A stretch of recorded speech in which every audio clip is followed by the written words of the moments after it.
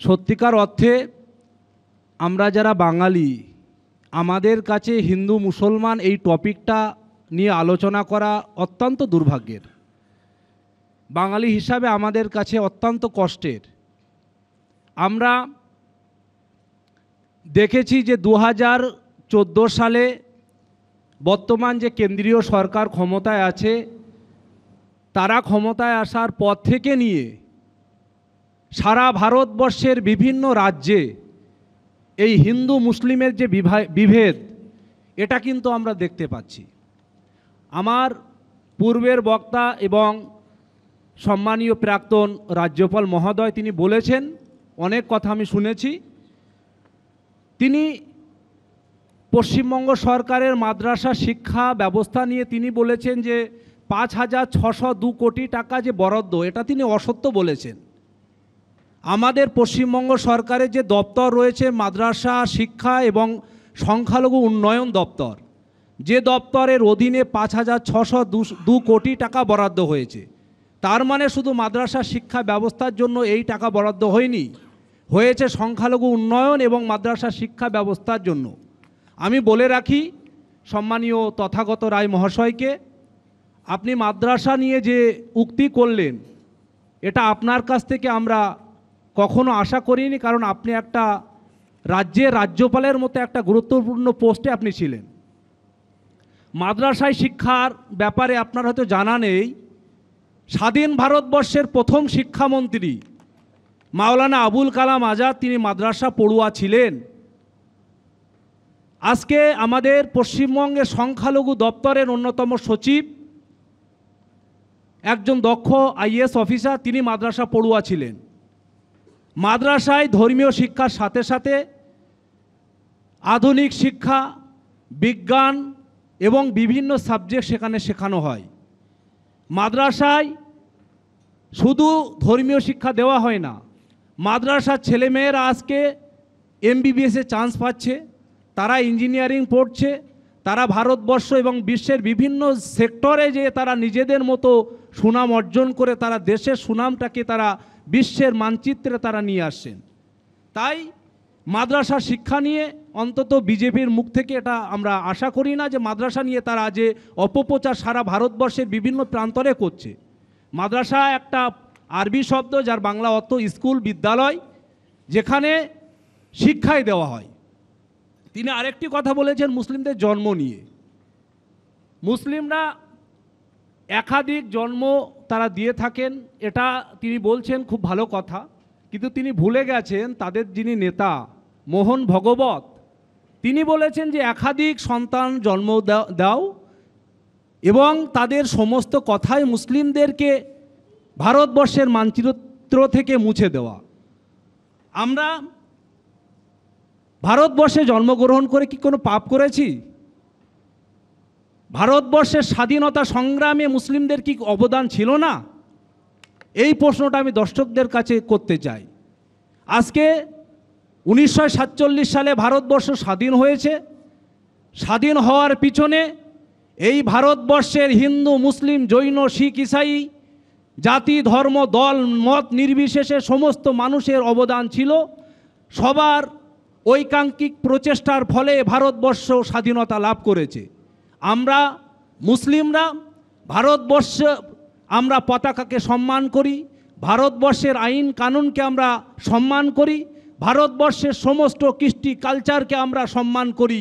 আমাদের প্রফেট আমাদেরকে শিক্ষা দিয়েছেন যে তোমরা আরবের থেকেও তোমাদের মাতৃভূমি তোমাদের কাছে প্রিয়। আমাদের প্রিয় নবীর কথা আছে যে মাতৃভূমিকে ভালোবাসা ইমানের একটি অঙ্গ।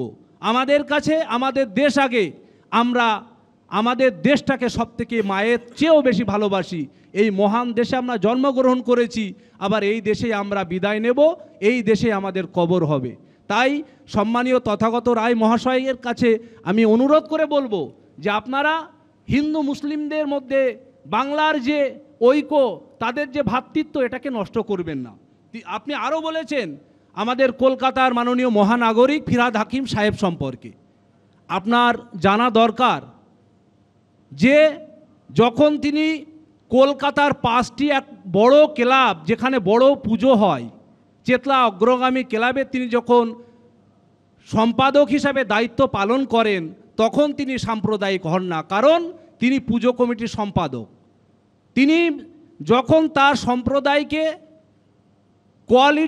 কোয়ান্টিটি নয় কোয়ালিটি নিয়ে কথা বলেন, যে আমরা কোয়ান্টিটি চাই না, আমরা কোয়ালিটি চাই, আমরা এডুকেশনের মাধ্যম দিয়ে আমরা আমাদের গোষ্ঠীকে, আমাদের সম্প্রদায়কে, আমাদের কমিউনিটিকে আমরা শিক্ষায় এগিয়ে নিয়ে আসতে চাই, সেটাকেও আপনারা বিকৃতি করে বিভিন্নভাবে বিভিন্ন নিউজে সেটাকে আপনারা বিকৃতি করে বাংলার যে হিন্দু মুসলিমদের যে ঐক্য, হিন্দু মুসলিমদের মধ্যে যে ভ্রাতৃত্ব, সেটাকে নষ্ট করবার আপনার চেষ্টা করছে।